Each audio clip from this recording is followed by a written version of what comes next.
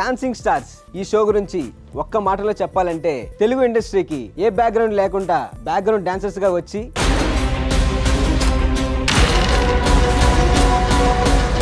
వాళ్ళకంటూ ఒక గుర్తింపు తెచ్చుకొని ఇప్పుడున్న స్టార్ హీరోస్ హీరోయిన్స్ తో డాన్స్ వేయిస్తూ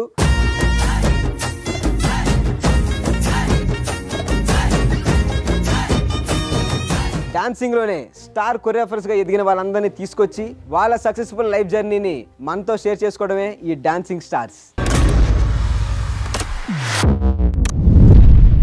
సో ఈ రోజు మన డాన్సింగ్ స్టార్ ఎపిసోడ్ కి రాబోతున్న సెలబ్రిటీ ఎవరో తెలుసా? జ్యోతి లక్ష్మి టైటిల్ సాంగ్ తో మన చార్మి గారికి బోని కొట్టించి, మన బాలయ్య బాబు గారికి పైసా వసూలు సాంగ్ ఇచ్చి ఫ్యాన్స్ ని ఊపి తెప్పించి, అండ్ మన ఆల్ టైమ్ ఫేవరెట్ అయినటువంటి పవర్ స్టార్ పవన్ కళ్యాణ్ గారికి ఎన్నో హిట్ సాంగ్స్ ఇచ్చి లేడీ పవర్ స్టార్ గా పేరు తెచ్చుకున్న the one and only lady tiger Annie master.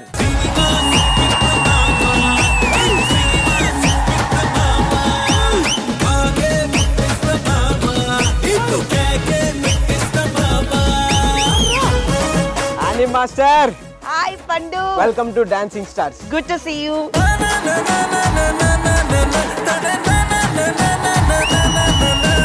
Hi ma'am, ఎలా ఉన్నారు? బాగున్నాను పండు. ఇప్పుడు నేను చేస్తున్న షోకి నేను హోస్ట్ ని, అండ్ నా షోకి మీరు వచ్చారు. ఇప్పుడు నన్ను హోస్ట్ అనుకొని భయపడకండి. నీకు చూస్తే నేను భయపడేలాగా ఉన్నాను. నన్ను చూస్తే ఏమనిపిస్తుంది మేడం? ఇప్పుడు ఈ షోకి వచ్చినా కూడా నీకోసమే వచ్చాను నేను. ఇదేదో డైలాగ్ కొట్టానులే. మీరు కొరియోగ్రాఫర్ ఎందుకు అవుదాం అనుకున్నారు? అసలు ఏంటి మీకు అవసరం ఏంటి? అవసరం ఏం లేదు, చిన్నప్పటి నుంచి డాన్స్ ఇష్టం. పెద్ద పెద్ద స్టార్స్ కి చూడాలి అని ఉండే. స్టార్స్ ని చూడాలనుకున్నారు, ఇప్పుడు స్టార్స్ కి కొరియోగ్రఫీ చేస్తున్నాను. So proud of you madam. But మాకేంటంటే మీ లైఫ్ జర్నీ తెలుసుకోవాలని ఉంది. లైక్ ఎలా స్టార్ట్ అయ్యింది, అప్స్ అండ్ డౌన్స్ మాకు తెలుసుకోవాలని ఉంది. సో మీరు ఏమైనా షేర్ చేసుకోగలరా? Every person has struggle. చిన్నప్పటి నుంచి I'm the only mummy daddy death అయిపోయిన తర్వాత ఇంటికి నేనే చూసుకోవాలి. చిన్నప్పటి నుంచి I think I remember 7-8 years నుంచి నేను డాన్స్ చేయడం స్టార్ట్ చేశాను. ఈ బోనాల పండుగ అప్పుడు ఇట్లాంటి షోస్, టీవీ షోస్ అలాంటి ఏం లేకుండే. ఓకే, ఇండస్ట్రీకి ఎలా వచ్చారు మేడం? అసలు ఆ స్టెప్ ఎలా తీసుకున్నారు? చిన్నప్పటి నుంచి షోస్ చేయడం స్టార్ట్ చేశాను. మళ్ళీ అప్పుడు కూడా సత్య మాస్టర్, మన నటరాజ్ మాస్టర్ దగ్గర స్టేజ్ షోస్ చేస్తుండే. ఎవరికైనా లీడ్ డాన్సర్ కావాలంటే ఆయనకి పిలవండి అంటే. ఇదే ఇప్పుడు 20 years బ్యాక్ స్టోరీ. ఇప్పుడు నువ్వు పుట్టలేదని చెప్పకు. లేదండి, నిజంగా పుట్టలేదు అప్పటికి. నేను నిజంగా అంత చిన్నగా ఉన్నావాను? పుట్టలేదంటే మళ్ళీ చిన్నగా ఏంటి మేడం? నాకు అర్థం కాలేదు.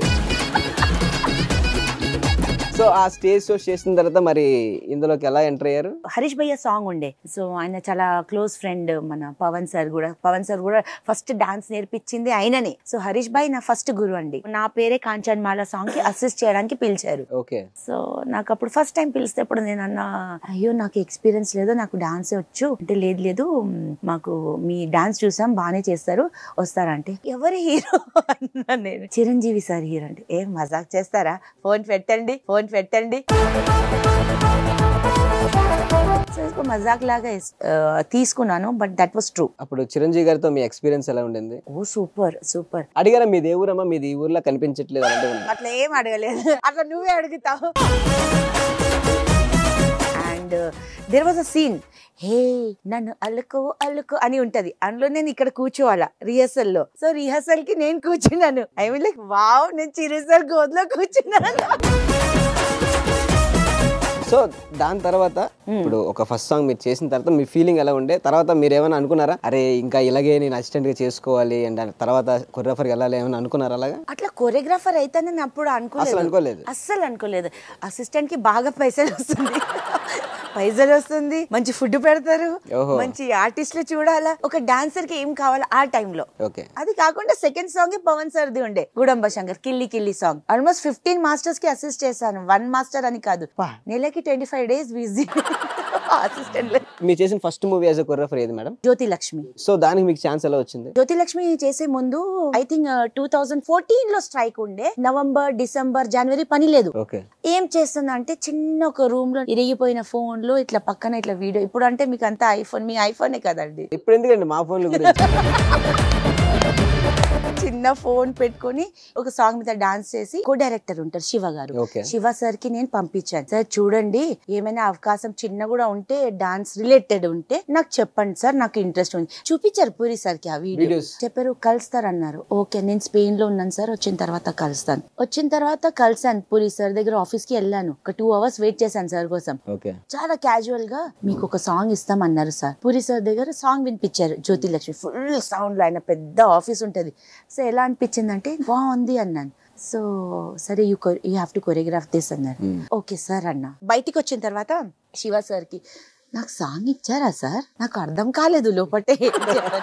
సో ఒక 2 days రిహర్సల్ చేశాను నేను. 2.5 days లో నేను సాంగ్ తీసాను. అది ఫస్ట్ సాంగ్ బ్లాక్ బస్టర్ అయింది. యా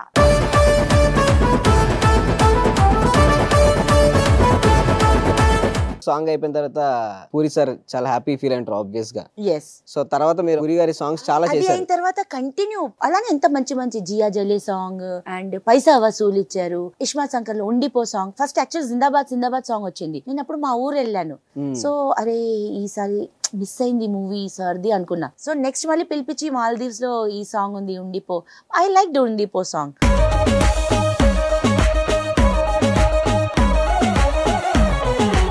సో మీ అందరి ఫేవరెట్ అండ్ మా ఫేవరెట్ పవర్ స్టార్ గురించి అండ్ అలానే మహేష్ బాబు గారి గురించి మీరు ఏమైనా చెప్పాలనుకుంటే ఏం చెప్తారు? మహేష్ బాబు సార్ ఇప్పుడు రీసెంట్ సాంగ్ వచ్చింది కదా గుంటూరు కారం. మై గాడ్ ఆ సాంగ్ వచ్చిన తర్వాత నేను శేఖర్ మాస్టర్ కి ఒకటే చెప్పిన, నేను ఎవరికి చూస్తలేను ఇంకెంతమంది డాన్సర్ నుంచి. సారీ నమ్రత మ్యామ్ కూడా మెసేజ్ పెట్టాను, సార్ సారీ మ్యామ్ ఎంత మంది ఉన్నారు, ఓన్లీ కళ్ళు సార్ మీదనే ఉంది.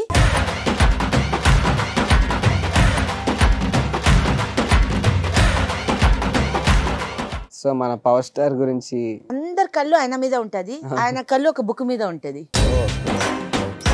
అజ్ఞాతవాసిలో ఆ సాంగ్ ఉంటది మధురా శ్రీ, అది ఒక క్లాసికల్ సాంగ్ ఉంటది. సో ఆల్మోస్ట్ 100 డాన్సర్స్ ఉంటారు, క్లాసికల్ డాన్సర్స్. 100 డాన్సర్స్ ఇలానే ఉన్నారు సార్ మీద. సార్ బుక్ పట్టుకొని ఇలానే ఉన్నారు. 100 డాన్సర్స్ ఎప్పుడు మార్క్ చేస్తారు సార్, ఎప్పుడు కళ్ళు ఇట్లా పైకి చేస్తారని.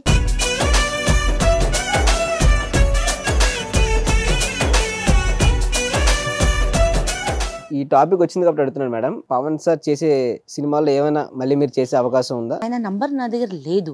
సో ఇప్పుడు ఏమైతుందంటే ఆయన దగ్గర పోయి కలవాలంటే they are so many boundaries people, అది అంతా దాటి. అండ్ నాకు ఎవరు బయట కనెక్షన్ లేదు. కొత్త మూవీ వస్తుంది కదా ఇప్పుడు, రిలీజ్ కాదు పవన్ సార్ది, దానికోసం నేను కలవడానికి వెళ్ళాను. ప్రొడక్షన్ మేనేజర్ నో టైం లేదు బయట నో.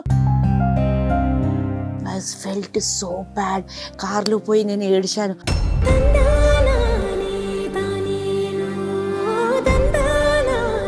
గుర్తు చేసుకుంటే ఏడుపు వస్తుంది.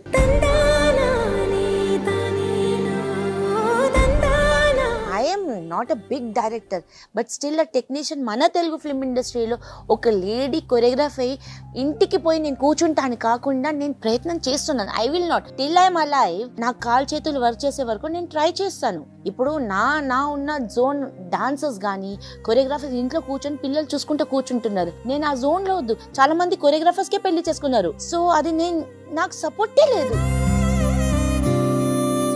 ఇప్పుడు అందరు మాస్టర్స్ దగ్గర చేశాను. ఒక మాస్టర్ ఒక సాంగ్ తెచ్చి అని చేయని నేను చేస్తలేను, నువ్వు పోయి ఏ మాస్టర్ నాకు చేయలేదు. గుడ్ విల్ ఉంది బట్ గుడ్ విల్ ఒక వర్క్ తరఫు నుంచి ఒక్క లేదు. And that's not easy.